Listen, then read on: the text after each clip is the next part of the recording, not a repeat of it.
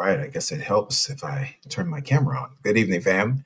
Welcome to Late Night Love Chat with your brother G Hightower, the entanglement coach. And tonight I'm coming in talking to the ladies tonight. Ladies, this broadcast is for you. We're doing this in honor of Women's Month. March is Women's Month, so we celebrate women's history, all of the beautiful women. And I really want you to know, ladies, that you have a man, a solid masculine brother who loves, honors, and appreciates women and respects women. I came on to share this broadcast with you tonight. Now, of course, for those of you that don't know me, let me introduce myself. I am the entanglement coach, CEO of Real Love Nation, which is a relationships development, dating, consulting, and divorce recovery firm. I bring you 22 years of pastoral counseling experience. So I'm not new to this. I'm real true to this. Passionate about the mission, building healthy love relationships. And so tonight I wanted to come on and just gathering information from singles and couples. And particularly there's a couple that I've worked with who are a very seasoned couple. And one of the challenges that they're dealing with in their marriage, they asked me to address. I'm honored that they would trust me to do this. And so I'm going to do this and to the best of my ability. And our topic for tonight, ladies, is why do successful women struggle to find love? Or actually, it's more so not so much struggle to find love, but that you are struggling, many, not all women, but many successful women struggle to receive love from good men. And so that's our topic for tonight. I find both in dating relationships, in marriages, so on and so forth, that there's a lot of women who are extremely successful in business, in their careers, academically, achieved high achievement in their academic pursuits. Uh, Women who are well established in ministry, women who nowadays we have a lot of women who are in pastoral positions, women who have really full, very flourishing itinerant ministries. For those of you that don't know what that means, it means that you have a busy, productively busy traveling schedule, women who are traveling here to preach and teach. And it's wonderful, the opportunities that are available to women today, even though it's still tough for a lot of women. But ladies, trust me, I know a lot of you who are younger, you're saying, why does it have to be so tough on us? Ladies, I promise you, women have come a long, long way. And we as men need to support you better and stand up for you and be advocates for you better. And I'm certainly one of those who will. So if you don't have a man who that you can reach out to and support you, you can reach out to me. And I'll drop my email address in just a second where you can reach out to me. For those of you that don't have a covering, I can point you in the direction of my spiritual father, my apostle, who would be willing to cover you. All right. And that's not something that I do at this point in time. However, I can definitely get one to you who is sound, who's sober minded, doesn't want anything from you except for you to come to one meeting a month online so that we have this level of teaching and that you have a firm foundation and a support system that you can rely on. All right. But listen, let's get into this broadcast tonight. Welcome to Late Night Love Chat. Blessings to everybody coming in the room. Hey, Miss Catherine, good to see you. Blessings on you, Lady Geraldine. Good to see you, Cousin Rhonda. Blessings to you, Miss Katrina. Thanks for coming in. Amy is in the building, and my beautiful friend, Dr. CC, is in the building. Thank you for coming in tonight, family. Listen, we're going to jump into this topic. I believe it is timely. I believe it is necessary. And again, we're celebrating Women's History Month. And so what a better topic to address as we delve into this topic tonight on why do successful women struggle to receive love from good men? Amen. I emphasize good men because, of course, we're not talking about the relationships. I'm going to have to change this background because I'm having some lighting issues. So you all excuse me for a second. Boom. All right. I have to change that background so I can get my whole head in the shot. I don't know what was going on with that other one. Okay. Boom. All right. So you get a little behind the scenes things on how we do virtual backgrounds. All right, here we go. This one looks a little bit better. My whole head is in the shot. My head ain't cut off.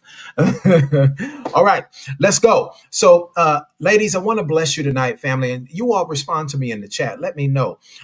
Ladies, for those of you who are single, have you found it difficult to receive love? Have you found it difficult that sometimes that you're not willing to let a man help you because you've been single a long time and you're accustomed to doing things on your own?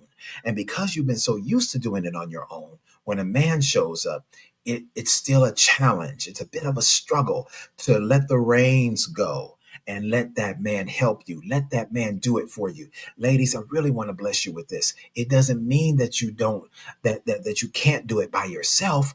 It's just that you don't always have to do it by yourself. For women that tell me that they never ever have good men that are willing to help them, I don't believe that to be true.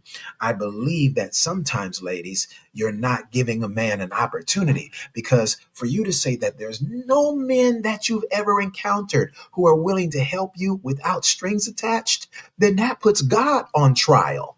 That puts God on trial, because that means that God has somehow in your city, in your town, in your region, in your particular sphere of influence, that God has run out of good men who are willing to help you just open a door for you, or carry some groceries to your car, or carry some boxes for you, or do something good for you concerning your home. Listen, I challenge that because it puts God on trial.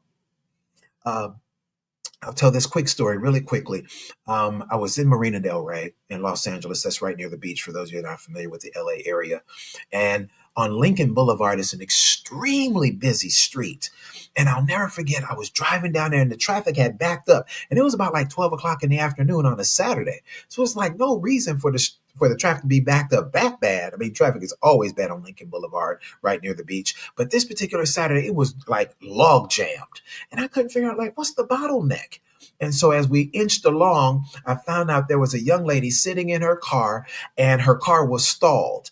And the lady, she's crying. And I looked at her and she's crying and she's like hitting her steering wheel. She's trying to start the car. The car won't start. It with the engine's not even turning over. Nothing is happening with this car. And she's log jamming. She's even becoming more, she's really starting to, kind of panic because everybody is blowing their horn, and she can't move. She can't do anything. And so I'm like, wow, I got to help this lady. So I pull my car over, pull it into the gas station, and then I go to help her. Now, initially, she didn't want me to help her. Initially, she's afraid. And I understood in the moment because she's panicked. She's sitting in the middle of traffic, even though it's broad daylight. Here's a big black man coming to help her. Mind you, the young lady, she was in her 20s and she happens to be African American herself, but she looked scared. So what I did, I put my hands up like this. I said, I just want to help you. I just want to help you. Can I help you? And she was like, no, no. Tears are coming down her eyes. She's snotting and her face is red. And I mean, the poor girl is just going through it. And I'm like, oh my God, okay. Now, a lot of people would have just been frustrated. Well, forget you then, and just, wow, I was trying to help you, would have gotten mad. But guess what, family? The Bible says love is patient. Love is kind. And so if we say we are believers, hey, what's up, Dwayne? Good to see you, my brother. If we say that we are believers and we carry the love of God in us, then the love of God should compel you to be patient, especially in this situation, right? A situation like this. You got to think about, what if this young lady, if that was your sister, if that was your daughter, if that was your niece, right? So that's all my mind is thinking. I got to help this young lady. So I stood there and I said, I just want to help you. If you just open the door, let me help you find out what's wrong with the car. So finally she opened her door, and she's, by this time, she's shaking. She's literally shaking. She's hysterical. And so I just grab her by her hands and I said, here, let me get you over here to the curb. Just sit right here. Here, I'm going to give you the keys to my car. Now, mind you, this was not probably an advisable move. I'm giving her the keys to my convertible Mercedes. But I wanted to give her some reassurance that, like, yo, I didn't come to rob you. I didn't come to carjack you up in the broad daylight in this neighborhood by the beach. right? So, hey, bless you, Ariel. Good to see you. So I gave her the key to my Mercedes, and then I got inside of her car, and I noticed I was turning it, and it wouldn't turn at all. I lifted up her hood, and the only thing that was wrong was the battery cable had come off of her battery. So, boom, I put the battery cable back on. Boom, car started right up. I pulled the car into the gas station. I paid the guy a few dollars and asked him to tighten this up for her so that she could get home and it would not come off again. And the girl was just so elated. She jumped in my arms and hugged me, and she's crying all on my shoulder and everything. But guess what? Most men in that situation would have left because I stood there for quite a while, Ariel, Amy. I stood there for quite a while. Like, I'm begging her to let me help you. Now, this is an extreme situation, right? This is an extreme case. But I'm making this point and I'm sharing this real life story to share with you, ladies, that oftentimes men are showing up, but you're turning them away. Again, this is an extreme example, but I'm using it to let you see that sometimes, yeah, and it is because of your fear. And it's okay that you have that fear because sometimes fear is a good thing. Fear will keep you safe, right? The fear for your life, the fear for safety, right? Um, but ladies, I want you to see that again, God does not keep you in a place where you are without help. He would not be God if he never sent you help. Come on. He promised us in his word in Philippians 4:19, my God shall supply all of your need according to his riches and glory by Christ Jesus. That also comes in the help of human form. Oh, thank you, Dr. CC. That is so sweet. Thank you so much. Um, so I just want to broach our topic tonight by sharing that. Okay, ladies, what you cannot do, ladies, is you cannot push away good help when good help shows up. All right, ladies, I want to give you this because we're talking about relationships tonight. We're asking a question: why do successful women struggle to receive love from good men? All right. Why do you push good men away? All right. And the reality is that success for a lot of women, again, not all, but success, your personal success for a lot of women, it becomes a paradox. It's like because you have accomplished so much on your own, you get to a place where success for you causes you to be isolated.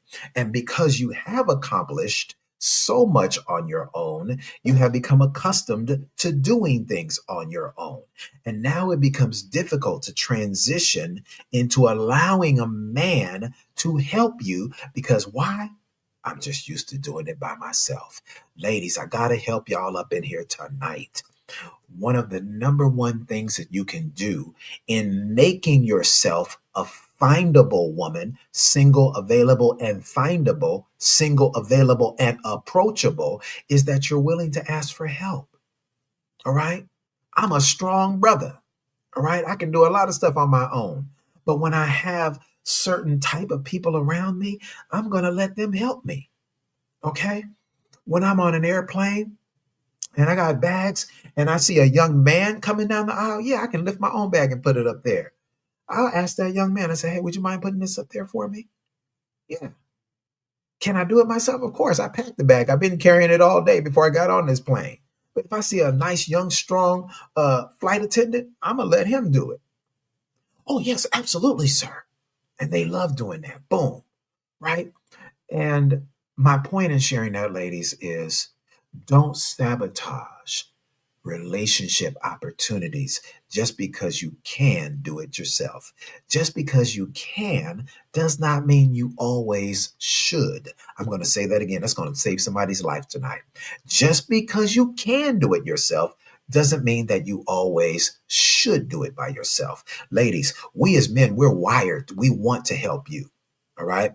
Think about all the cartoons, all the superhero cartoons. What is one of the most common denominators in superhero cartoons and movies?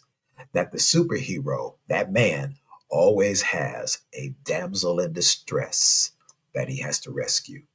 Ladies, most of us men, we're wired. We got the superhero gene in us. And ladies, we want to be your superhero. How many of y'all throw an 8 in the chat if you saw Best Man 2, Best Man Holiday?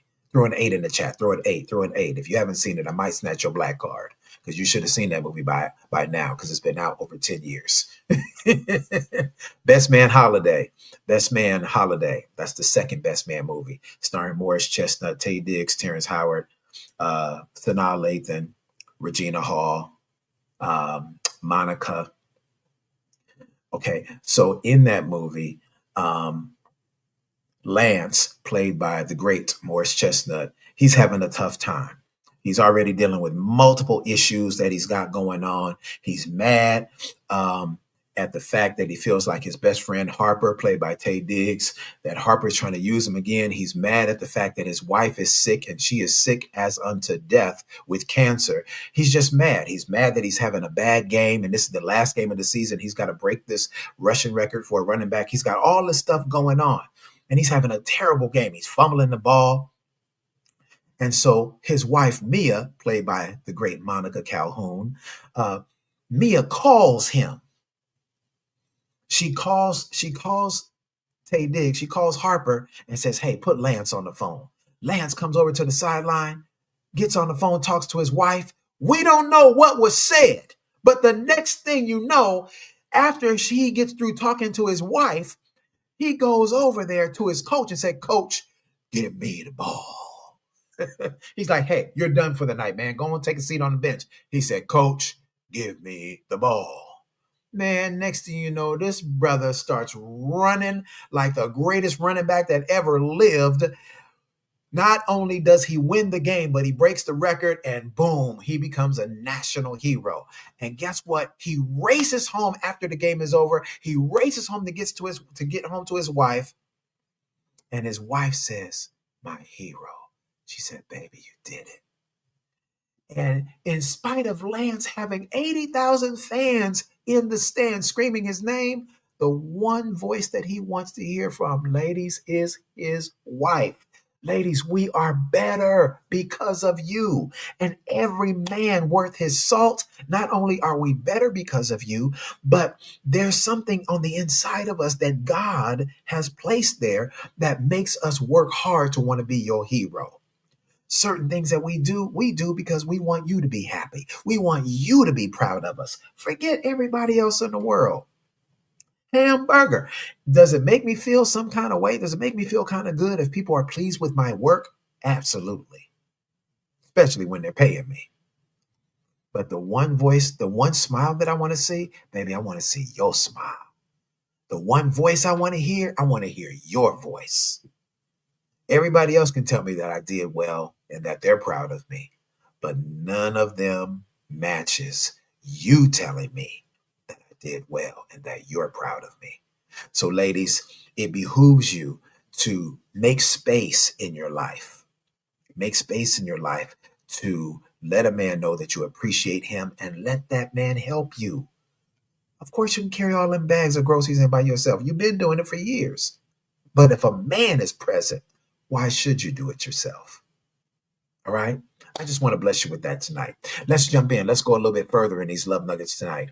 All right. We're asking this awesome question. Now, ladies, for those of you who are desiring, because I do respect that. Blessings, Gertie. Good to see you. I do respect there's a lot of women who are single and content in their singleness. They have no desire to be married. They really don't have a desire for relationships, which, okay. I don't know how long that's going to last, but maybe that's just this season of your life. But I do respect women who are single and content in their singleness. For those of you who are relationship ready, or you at least want to get to a place where you have a good, healthy relationship with an awesome man, a man of honor, a man of distinction, a man of integrity, a man who's going to love you and be monogamous in a relationship with you, and prayerfully a relationship that leads toward marriage. If that's you, ladies, I want you to just please drop 2 words in the chat for me in here tonight. Just put relationship ready. Relationship ready. Would you do that for me? Just drop 2 words in the chat. Come on. Hurry up, ladies. Hurry up and do it. Relationship ready. Relationship ready. Relationship ready. Now, I do understand again, everybody ain't trying to be in a new relationship with you. I know everybody's not trying to be in a new relationship. I got it. I got it. I got it. Some of y'all are just cool with the cat and just down with your dogs. I got it. I understand. But if you are open to having a relationship, boom, let's go. All right. Miss Ariel said yes. All right. Good stuff. All right. Miss Amy said yes. All right. Good stuff.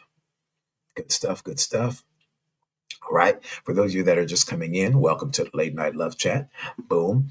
I am your host, G Hightower, the Entanglement Coach, here to help people get unstuck and untangled so that you can be free and healed to love again.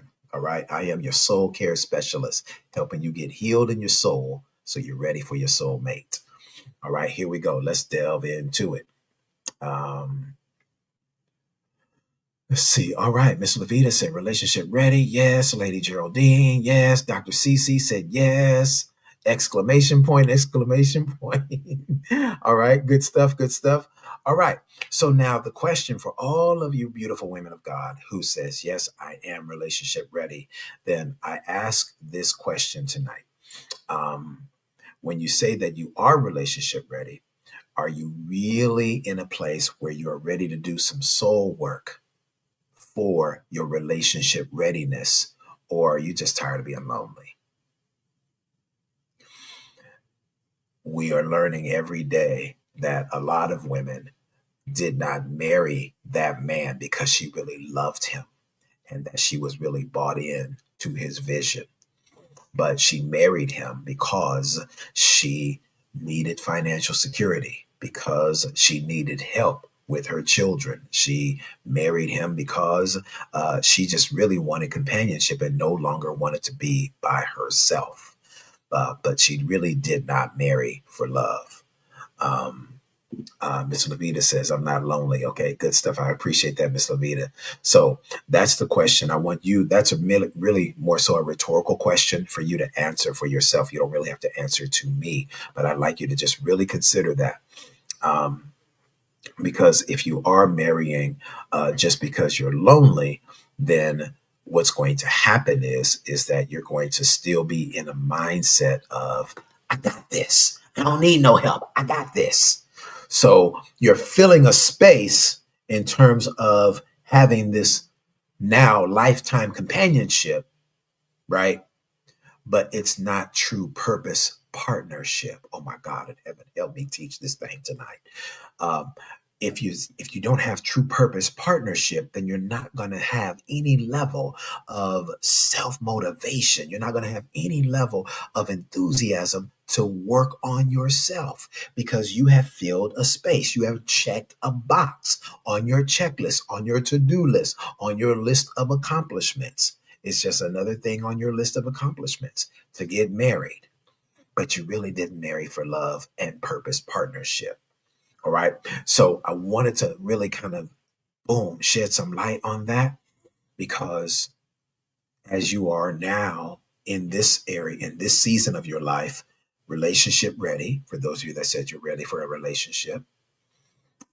Miss Katrina said, I'm still learning. I so appreciate that, Miss Katrina. I hear you, Miss Gertie. Miss Gertie says, yes, I am relationship ready. Good stuff. Um, So, for those of you that are there, I want to give you 3 quick love nuggets, okay? Because we want to make sure that we are overcoming the success paradox, all right? So, number one, we have to let go, ladies. You have to let go. And I've been talking about it for the last 10 minutes or so. You have to let go of being hyper independent, all right? Men respect women who are independent and make things happen on their own. But at some point, we're looking at you and we're like, oh, okay. Oh, okay. Oh, okay. I mean, like, boom, you get a flat tire. If I'm standing right here, you don't have to change your flat tire. If I'm suited and booted, cuff linked up, guess what? Baby, I'm not about to let you change that tire by yourself. And watch this. And you don't have to be my woman, all right? But I'm going to help you. If it is feasible for me to help you, I'm going to help you, all right? So I'm not about to sit here and let you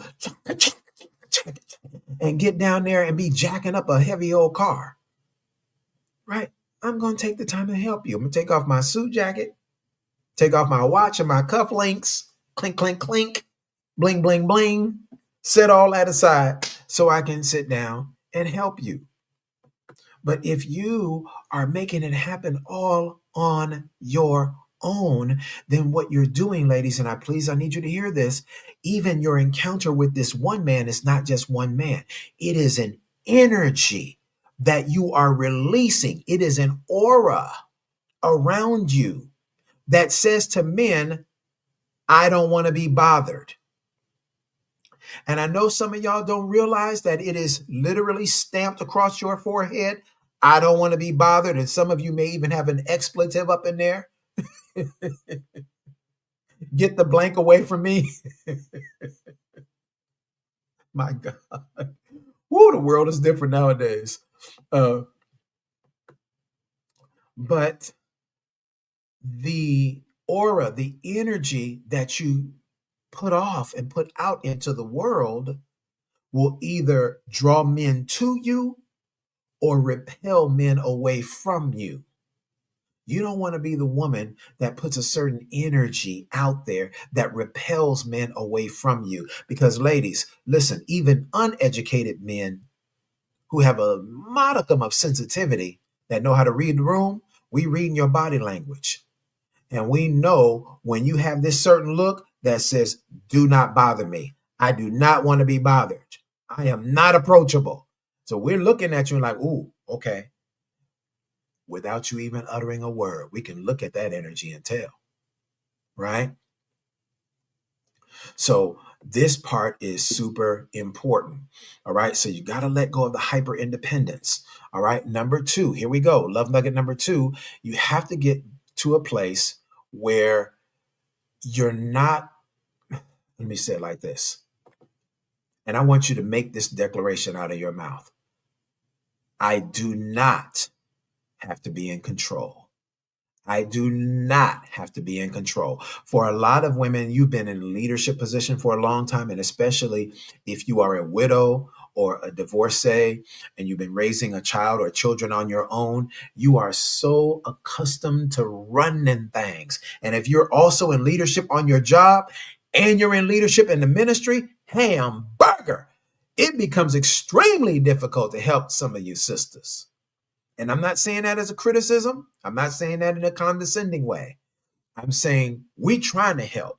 And you said, no, I got this. I got it. I got it. I got it. I got it. Okay, sister. But you're carrying 3 or 4 boxes. You can't see over them. You can't even see the door that you're approaching. And I'm just trying to take 1 or 2 of the boxes out of your hand and then open the door for you. I posted, Dr. CC, Dr. Tangi, I posted last year, and I think I'll repost it. I posted a picture of Ludacris. Shout out to Ludacris. I posted a picture of Ludacris standing by his beautiful white sports car and getting ready to open the car door for his wife. And I posted that picture and I said, ladies, chivalry is not dead. And that post kind of went Facebook viral where there was like thousands of hits on it, and hundreds of comments, men calling me a panderer, that I'm pandering to women, talking about chivalry, and even some women. This was the part that kind of hurt me, and not hurt in a deep way, but it just caused me to be taken aback. Not hundreds, but dozens of women on that post says, I can open up my own car door. I don't need no man to open up my car door. And I'm like, hamburger. I feel like, Ariel, I feel like I've been dropped in on another planet. I'm like, what planet is this? Because from the time that I was 6 or 7 years old, my mom and dad taught me to open up a door for a lady. I was opening the car door for my mama when I was 6 years old in the first grade. And my mama drove a big old Cadillac with them big heavy doors. Like if the door closed on your leg, it could probably break your leg. We're talking about a big old Cadillac Eldorado, an L Dog. Praise God. Not these little cars that they got nowadays, little Hondas and little Toyota Camry. The door is still heavy, but it ain't heavy like those cars back in the 70s and 80s. Come on, somebody. Right? But Miss Levita, I'm telling you, I think I'm going to post it again tomorrow. Holy Spirit, remind me. I'm going to repost this picture tomorrow. Ludacris is opening the car door for his wife, and there are dozens of women saying, I don't need no man to open my car door. I can get the door for myself. I'm like, wow, the world has changed. Dr. CC said, listen, Hunty, a man can definitely open my door. I know that's right, Lady CC, Dr. CC. Hey, Lady Yvette, bless you. Good to see you. So, ladies, the only thing that would, and if you read the comments, again, I'm going to post this again tomorrow on my wall here on Facebook. If you read the comments of the men, a lot of men, it's not that they don't want to practice chivalry. What a lot of men in that comment section said, Lady Yvette, they said women have killed chivalry. I'm going to go 50-50 on that. I believe half of it is our fault. I believe half of it is women's fault about why chivalry is not as popular in the 21st century as it was when I was coming up. All right.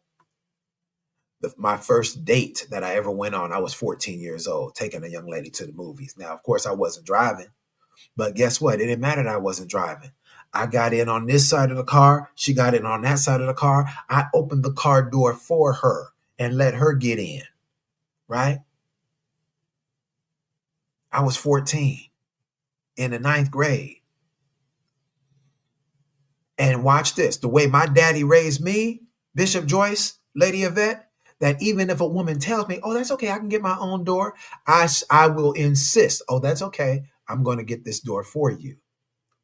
I've literally been out on dates with women, and I've told them, she got ready, as soon as we pulled up, she got ready to jump out the car. I said, excuse me, ma'am, I'm going to need you to close that door. What? Is everything okay? Oh, everything is fine. I just need you to sit here and stay in this car until I come around and open your door. Oh my God, I'm not used to men doing that. I said, yeah, I know. It's okay. No harm, no foul. But this is how I do it. This is how my daddy raised me. Okay. I've literally made women get back in the car. She jumped out the car. She got her purse. She got her jacket. She walking to the door. I'm like, hey, girl, I know you're hungry, but hamburger, get yourself right back in that car. Wait for this gentleman to come around and open your door for you. All right. That's what it is. So I believe it's 50-50 on what kills chivalry. I believe a large part, I'll say it's 60-40. We'll take 60% of it. And I say 40% of it is women's fault, that you're not allowing men to help you. All right.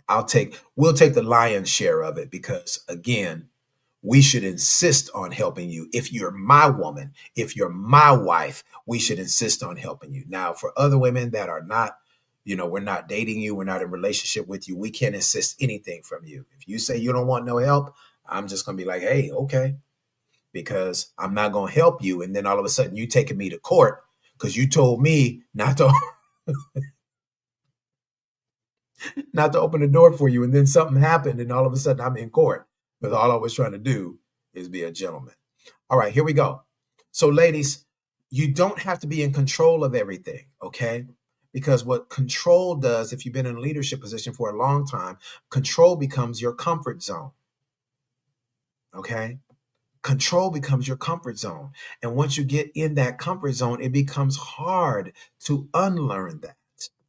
All right. Thank you, Dr. Tangi. So, ladies, I want you to say this out loud. I want you to write this down in your notes. And if you're in this broadcast tonight, anytime you come to my broadcast, you should always be prepared to take notes. All right. I'm not coming on here for entertainment.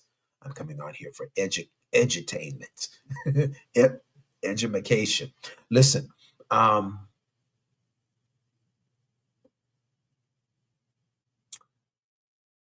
being in control, always running things, is something that you'll have to unlearn when you connect with a man. Okay? Because a solid masculine man is not going to want to see his woman leading everything. All right? He's going to tell you at some point, baby, I got this. Go ahead and sit down. Please. Sit your wonderful, sanctified self down somewhere. Okay?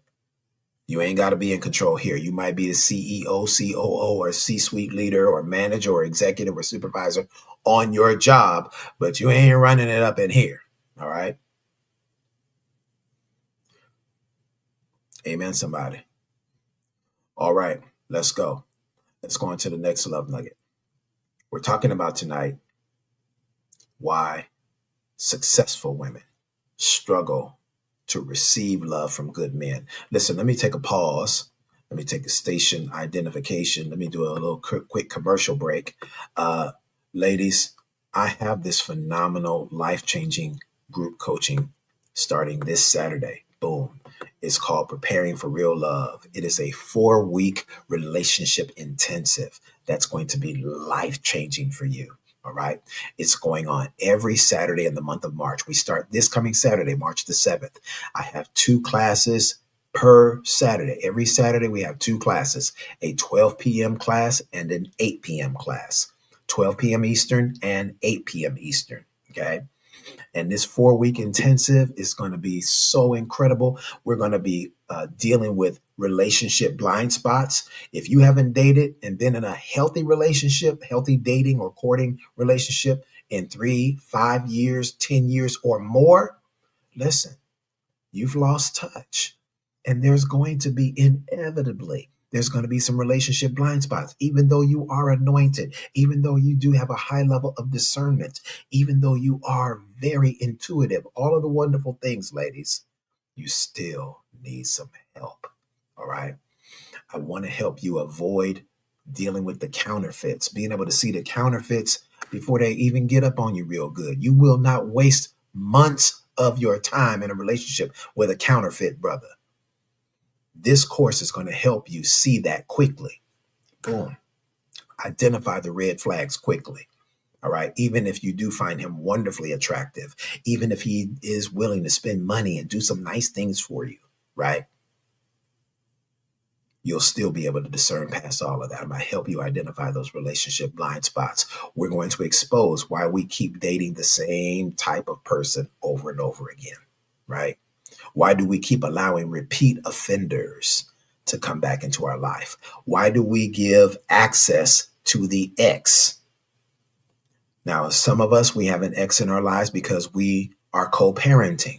So that's something that's necessary. We got to continue to cultivate that relationship for the sake of the child or the children, right? But some of us are in some deep soul tie relationships that's not healthy. And you do not have to maintain a soul tie relationship with your ex just because y'all got kids. Okay? There are healthy ways to co-parent without maintaining that soul tie, without allowing that person to manipulate you and keep you in a place where they just want you to themselves. So they're gonna maintain that soul tie. Now they out here dating and playing and hooking up with everybody else, but he wants to keep you right here. So you don't move, so that you stay loyal to him. Meanwhile, he ain't never gonna be loyal to you.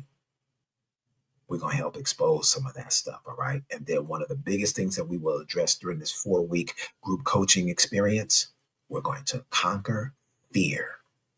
A lot of us are suffering from philophobia, the fear of falling in love. You ain't gave love a chance because you're just fearful of being in love. And yeah, you're real good with it. You're real good with it. Oh, no, I'm not fearful. No, no, no, Coach G. I'm just guarding my heart because the Bible says to guard our heart with all diligence. So I'm just guarding my heart, boo. There's a difference between guarding your heart and putting armed soldiers around your heart so that nobody got access. I mean, hamburger. Some of y'all, even the Holy Ghost got a hard time coming in your heart. Holy Ghost is like, hey, can I get in? I want to get in. I'm blocking my heart from everybody. Let me look through the peek hole. Oh, Lord, is that you? So listen, I want to open up this beautiful opportunity for you to have this great experience. It's a 4-week relationship intensive. We'll be doing it every Saturday, 12 p.m. in the afternoon, 8 p.m. in the evening. You're welcome to my beautiful friend, Pastor Renee. Pastor Renee said, "Leave me alone, Pastor G. Don't be stepping on my toes up in here. I came in here with house slippers on tonight. Don't be stepping on my toes."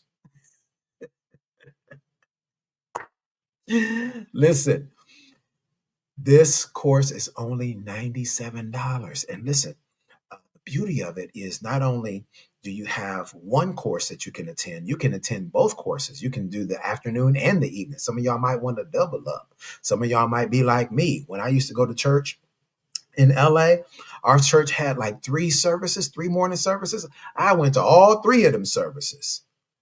Yeah. The word was good. Bishop is preaching. I'm like, man, I'm about to hang out for the next service. Well, actually, I went to 2 morning services and I went to the evening service. And when I started directing the choir, then I had to do all of the services, hamburger. But you understand what I'm saying? You'll have access to all of it. Now, what happens if I can't be there, Pastor G? If you can't be there, register anyway. Because if you can't be there, guess what? Every one of the sessions is on Zoom. It was live recording on Zoom. So you'll get the replay emailed to you after the class is over. All right. All right. Miss Gertie says, I'm guilty of this. Yeah, Miss Gertie. Most people are struggling in one or more of these areas. All of us need some help. All right. All of us need some help, myself included. We all need some help. We all need some help. Okay. So I want to help you. This is the Preparing for Real Love group coaching. It's going to be life changing. Saturday, March 7th, Saturday, March 14th, Saturday, March 21st, Saturday, March 28th. Again, 2 classes each Saturday, 12 p.m. and 8 p.m. You can attend both. You can attend one, or if you're busy that particular Saturday, don't worry about it. Register anyway. You'll get the email. You'll get the replay emailed to you where you can watch it in your own leisure and watch it as much as you want. All right. The class is only $97, y'all. That's less than $25 a week. Hamburger. Y'all spend more than that on lunch. Some of y'all spend more than that at Starbucks. If it's you and your child you taking to school, you buy 2 coffees, 2 scones, and whatever, you buy that $20 right there. And don't get a sandwich.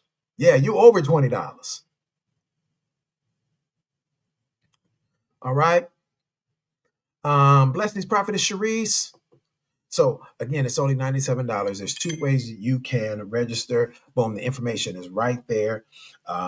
You can get in. You can get my dear friend, Prophet Sharice is going to help me load it up on the website. I was working on it for 2 days. I could not get it up on the website for some reason, hamburger.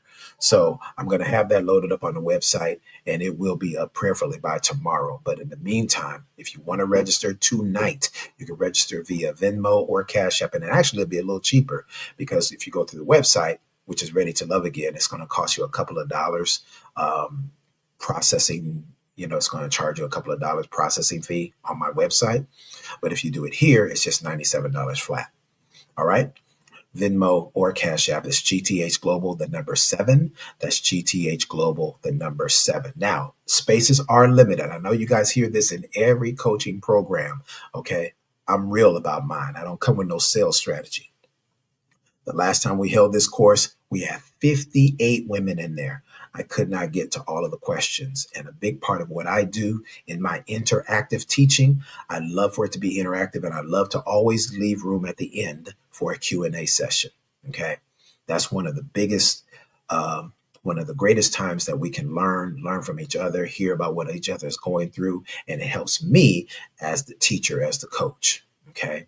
So boom, get in there. Let's get it. Now, how many people are ready to attend? How many of y'all are saying, I'm ready. I'm ready. I'm ready to do this work. Let's get this work. How many of y'all are ready? All right. I know a few of you in this room tonight are already registered, and congratulations to all of you who are. We have fruit from this class, okay, including this beautiful woman of God right here, Bishop Joyce Lewis Weish. Bishop Joyce Lewis was a part of this class, the last one that I did, which was February 2024. And guess what?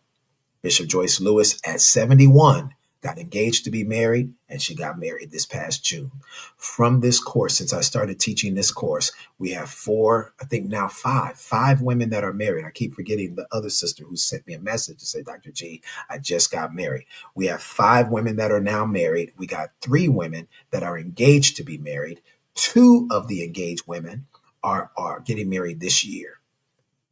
One of our sisters was in the same class with Bishop Joyce Lewis when I last time I did this class, which was February of 2024. All right. So listen, we got fruit. Preparing for real love helps you do just that. We're going to expose all of the blind spots. We're going to get over the wounds of the soul. We're going to get healed in those areas. We're going to break free from all soul ties. We're going to conquer the spirit of fear. And we're going to be prepared and positioned for healthy love relationships. All right. Y'all ready? Let's get it. Come on. Let's go. Let's get it. Pastor Renee said, I got to ask my soldiers first. I do not know what that means, Miss Renee. I do not know what that means. Good evening, Miss Kanisha. Good to see you. Miss Anisha Hostin, good to see you. Blessings to you. All right, let's go. Let's get it. Let's get it. I got to get out of here now. Let me give you a couple of more love nuggets and we're going to get out of here. So we're talking about why are successful women finding hard to receive love from good men. All right. Ladies, I want to bless you with this one. This is a huge love nugget. Listen. Ladies, a lot of you struggle. Again, not all, but a lot of you struggle because you gave so much in that no good relationship that it causes you to be challenged. You're challenged with vulnerability in a new relationship. I've literally had women tell me, no, I just can't do it, G. I did that in that last marriage. I did that in that last relationship. So now, watch this, ladies. You're making us guilty of the other man's sins. Baby, I'm new to you. I'm innocent. Come on now. Ain't this still America? Aren't I innocent until proven guilty? Or am I guilty and I got to prove my innocence? That's the way it is for most of us black men anyway. Period. Uh, Ladies, we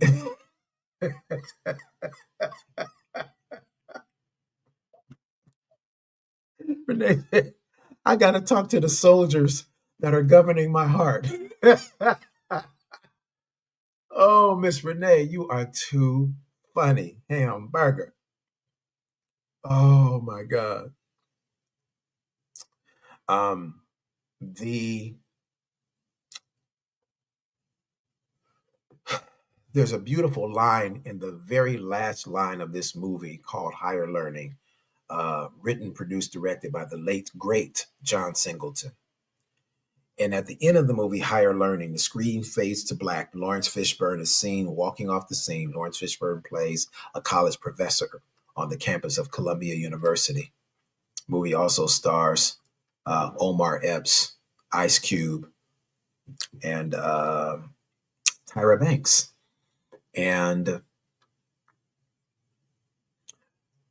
the last line of the movie, as Lawrence Fishburne walks across the campus and the screen fades to black, typed across the screen is the word unlearn. And I'd seen this movie a dozen times before. I just sat there one day and just unlearn. And I kind of had this quiet inner conversation with God, like, God, what does that mean? And God spoke to me in that moment and he said, son, before anyone can learn a new way of doing things, you have to unlearn the old way of doing things. This is why the Bible tells us in Romans chapter 12, the scripture says, be ye transformed by the renewing of your mind, right? That you may prove what is the good and acceptable and perfect will of God. Until our minds are fully transformed, until our hearts are fully healed, we will struggle going back and forth, going up and down on this emotional roller coaster of trying to figure out How do I move forward in a healthy way in this relationship? But you have to have some things that you have to unlearn first, or you will never get to that place of a healthy love relationship. You're going to struggle. It's going to be contentious. And what, ladies, with the same thing that you're asking for in a relationship, blessings, Apostle Cecilia, the same thing you're asking us for in a relationship is the same thing men are asking for. Ladies, you're crying out, asking men for emotional intelligence.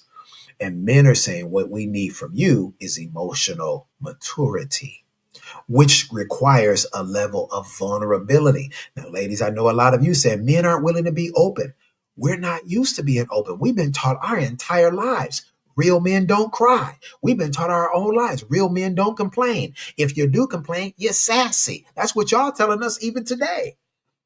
We were told back then you're a sissy if you complain, if you whine, if you cry, even if you have an injury. I was 12 years old, broke my ankle. My dad is rushing me to the hospital. He's rushing his 12-year-old son to the hospital. And my dad is telling his son with a broken ankle, okay, stop crying. Man up now. Man up. It's going to be okay. I got a broken ankle. I wanted to sock my dad in the eye. God rest his soul. I wanted to sock him in the eye. Like, bruh, what you telling me don't cry for? Do you see my ankle? My foot is dangling like this. My toes are pointed this way. I'm looking like Gumby. My foot is like, you can see what Gumby can do today. My whole foot is turned around, and you talking about man up, don't cry. I'm like, bro, I'm gonna sock that afro out your head if you don't stop talking to me, right? This is what has been ingrained in us as men, especially men of the baby boomer generation and men of the X generation, of which I am a part of. Shout out to the X generation. Wakanda forever, right? So, ladies, we do want to get to a place where we're willing to be emotionally available, but it's going to require from you to create a safe space with your emotional maturity, which means that when we come and share something with you, that you have a positive, or not even necessarily a positive, but that you have listened to understand rather than listening to respond.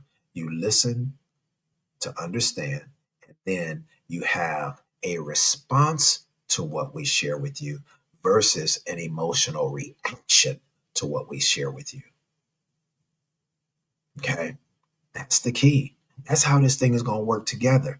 It's on both of us, ladies. You can't just keep pointing at men. You need to do this. You need to do that. Because most of y'all can't handle the truth. I love you, but listen, look at all this gray hair.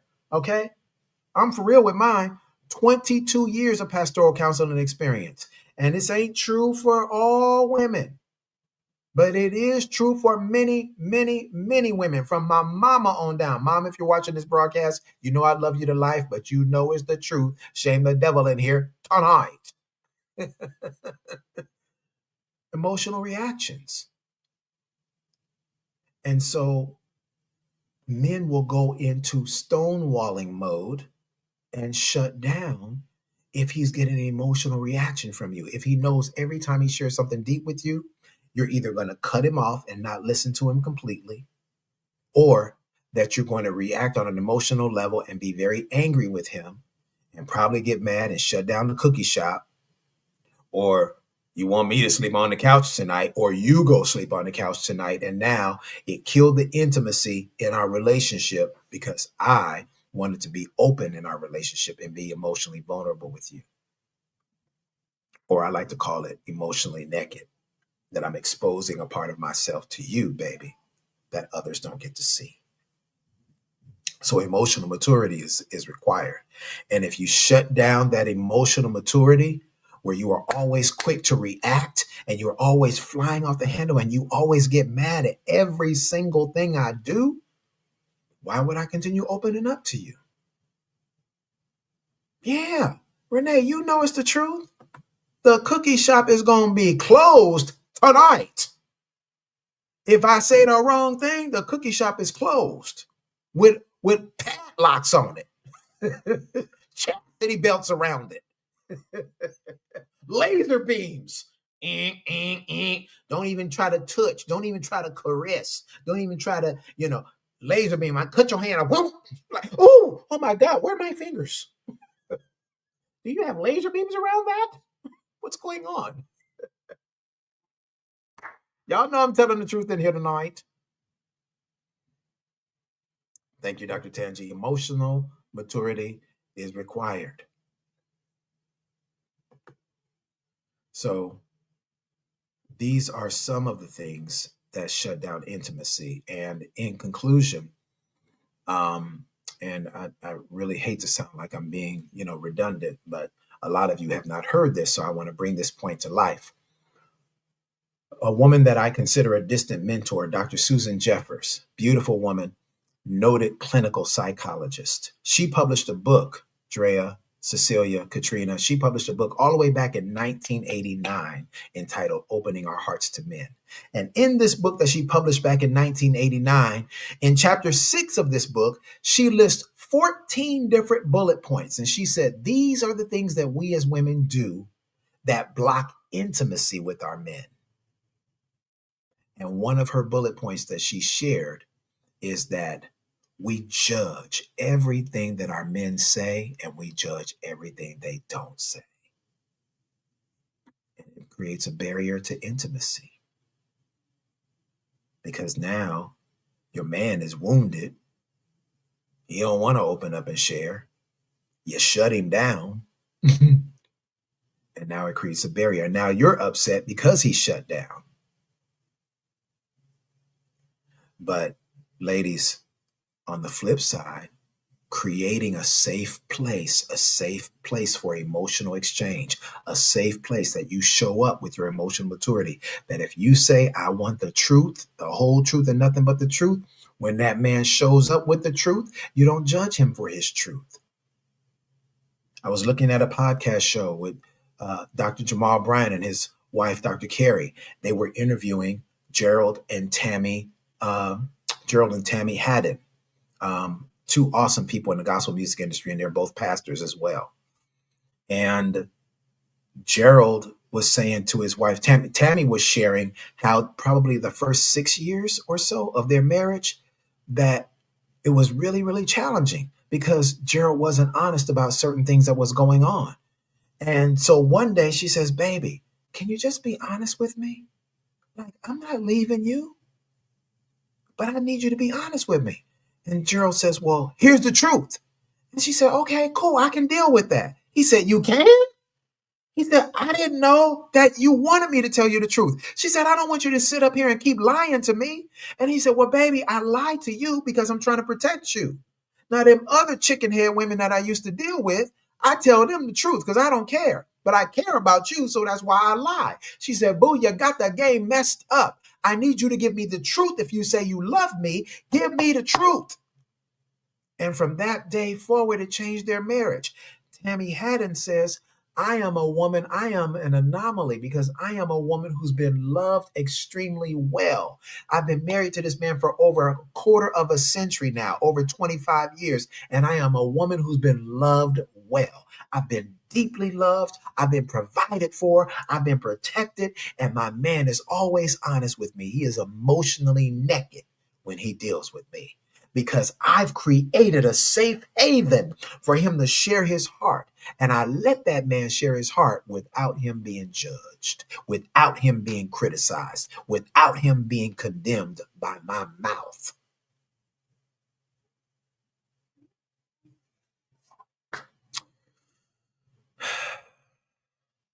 Miss Drea says, now that I'm single again, I decided to just date only. Miss Drea, my heart goes out to you. I can understand where that comes from. So I'm empathetic to that thought. May I offer you another thought, Miss Drea? May I offer you a thought of, if you could have a man of godly character, a man of excellence, a man of integrity who would move mountains for you, to protect you, to provide for you, and always keep it real with you. A man that you could count on, who would be exclusive to you and only you. Would you trade that in? A marriage covenant relationship, would you trade that in for just being on the dating scene? Because if your answer is yes, Miss Drea, I'll be glad to help you. I want to invite you to our group coaching that we have starting this coming Saturday, Preparing for Real Love. Ladies, for those of you that desire real love and desire to be marriage ready, relationship ready, everybody should be getting up in this class. I only got a few spots left now. Only got a few spots left. I think we probably got about 10 spots left for the 8 p.m. class, and only maybe about 6 to 8 spots left for the 12 p.m. class. Okay. I'm not going to take this big old whole class like I did a year and a half ago or 2 years ago, where we had 58 women in that class. That was way too many. I couldn't get to all the questions. And we love to have a Q&A session at the conclusion of every class. All right. Preparing for real love. Preparing for real love. This is a life-changing 4-week relationship intensive. We're going to be teaching every Saturday in the month of March, March 7th, 14th, 21st, and 28th. There's 2 classes each Saturday, a 12 p.m. class and an 8 p.m. class. That's 12 p.m. Eastern, 8 p.m. Eastern. Okay. So if you miss one, you can grab the other one. What if you're not available for either? Register anyway, because all classes are recorded live on Zoom, and you'll get the replay. We'll email you the replay should you miss any of the classes. Okay. So let's go. Come on. Real love is ready for you in 2026, and you deserve it. Miss Drea, you deserve it. Come on. And Miss Drea, listen, if you want to be a part of the class, I want to be a blessing to you. So you let me know. Shoot me an inbox message right here on Facebook, Miss Drea.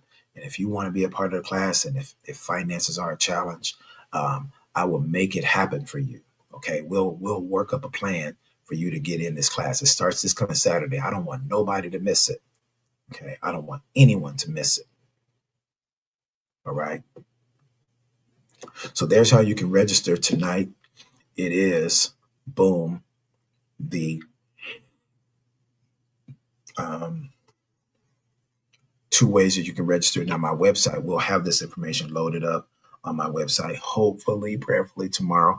My website is readytoloveagain.com. That's readytoloveagain.com. However, it's not loaded up on it right now. So how you can register for the class right now, there's 2 links right there at the bottom of the screen. You can register via Venmo or Cash App, GTH Global, the number 7. It actually save you a couple of bucks too. GTH Global, the number 7. That's GTH Global, the number 7.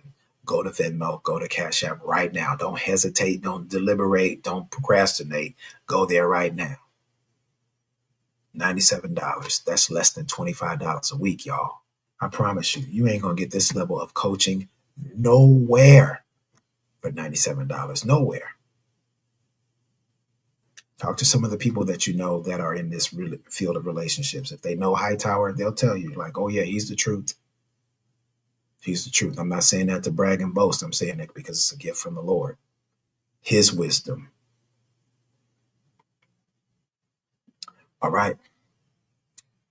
Let's take a couple of questions in here tonight. I thought I would be judged by my fiance because I lived an alternative lifestyle and he didn't judge me, but honesty served me well. Oh, Journey, thank you so much for sharing that. A lot of men live in this space. A lot of men live in this space that we're holding on to fears. We really do want to be married, a lot of us, but we're afraid if you find out some stuff about me, will you judge me and no longer want me? Or will you love me for a little while, but after learning some things about me, you'll leave me? A lot of men, they will never admit it publicly, but a lot of men struggle with abandonment issues. Okay, listen, honesty will serve you well, as Journey just said. Just get that thing out there and then let the chips fall where they may. If she leaves me after I give her the truth, she's not for me. And I know, brothers, it's a hard pill to swallow, brothers. I promise you, I feel you. Because for a long time, I would avoid the truth. I would share part of the truth. I would omit stuff. and sometimes just straight up lie about stuff because I was afraid. Let me go ahead and confess my mess on the Monday night altar. Sometimes I would just lie about stuff because I was afraid. And I had to just let go of the fear. So, you know what? I'm tired of pretending to be something that I'm not, pretending to be at a certain level where I'm not, pretending to never have experienced those bad things, even though I have. The devil is a liar and his cousins. Listen, baby, guess what? This is what time it is. Yep. I did this, I did that, I did this, I did that. And some of that, I just want to bring it to the table, keep it real. And I want to give you the opportunity, should you decide that you don't want to be with me. You don't want to be with nobody who used to smoke weed. You don't want to be with nobody who used to sell weed. You don't want to be with nobody who used to take pills. You don't want to be with nobody who used to drink like a fish. You don't want to be with nobody who did cocaine. I get it. I did all of that, but I'm delivered and set free. But that might be too much for you, too much of a dirty past for you. I get it. But I'm at least keep it real and be upfront with it. And then you can make a choice for yourself. All right, y'all. Bishop has a great question. If a man shuts down on you because he shares his heart and your response hurt him, can it be restored? Absolutely. Joyce, absolutely. Yes, his heart can be restored. His heart can be restored. Listen, I am the quintessential optimist. I believe restoration can happen for anybody and everybody. All right. If God can redeem you and I from the hand of the enemy and he can restore our hearts and our minds, then yeah, we can restore a relationship, right? Restoration is available to all of us. So how do we get there, Joyce? How do we get there? How we get there is, first of all, let's take ownership. Oftentimes what hinders the healing process for us men is that oftentimes women are making excuses for what they did or what they said. Well, this is why I did that. Well, this is why I said that. Baby, I don't need a reason. I don't need an excuse. I just need you to apologize. Come on, Anita Baker. I apologize. I just need you to apologize. I just need you to take accountability. Don't be allergic to accountability. Step up like a woman, pull up your big girl panties, and just say, baby, I did that and I apologize. I was wrong. Ladies, that goes a tremendously long way with us. Don't start giving me a myriad of reasons on why you did that and then somehow flip it and gaslight me and make me feel like you took a wrong action because of something that I did. No, the devil is a lie and his cousins. No, just be a grown woman and take ownership of that.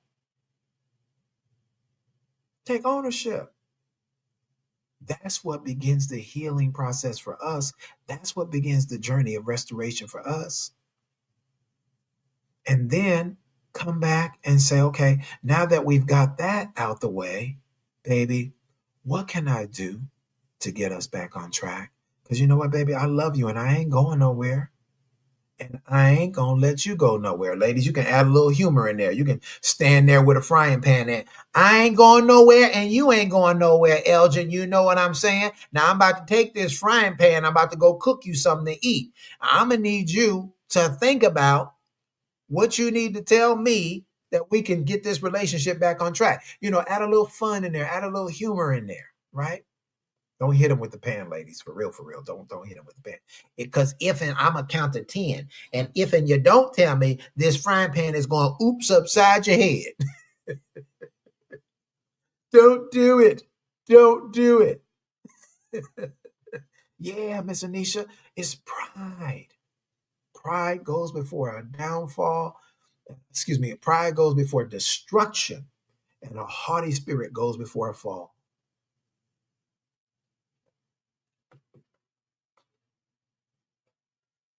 All right. So don't be like that criminal in that movie, uh,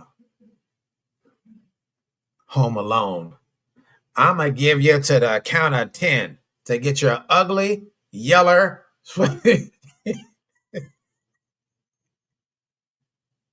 conniving self together. Well, I'm gonna go upside your head with this frying pan. Matter of fact, I got grandma's black skillet. Y'all know them black skillets are really heavy. Woo, you be done took somebody out of here with that.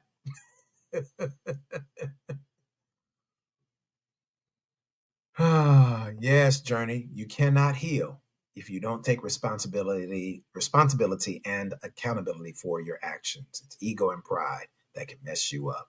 Well said, Journey. Well said. All right. I love y'all. I'm out of here. I've been on here for more than an hour, so I gotta go. But I love you. I pray that you come and enjoy this great class. Those of y'all that say you're ready, let's go. 2026 is your year. Ain't you tired of keep saying this is my year and we still don't see no fruit at the end of the year? Hamburger, I wouldn't keep on harvesting a field that I'm not seeing no fruit. Okay? 2026 is your year, but there's some work that you've got to do. The blessing doesn't come automatically. God's love is unconditional. His blessings, however, are conditional. Work, effort, and some dying is required for us to receive what God has promised. Real love is ready for you. You just got to be able to make a small investment and put forth a little bit of effort, and then you'll be ready. This is your brother G Hightower, the Entanglement Coach. I hope you've been blessed tonight. Have a good night, family. And please, whatever you do, don't let real love escape you. Blessings.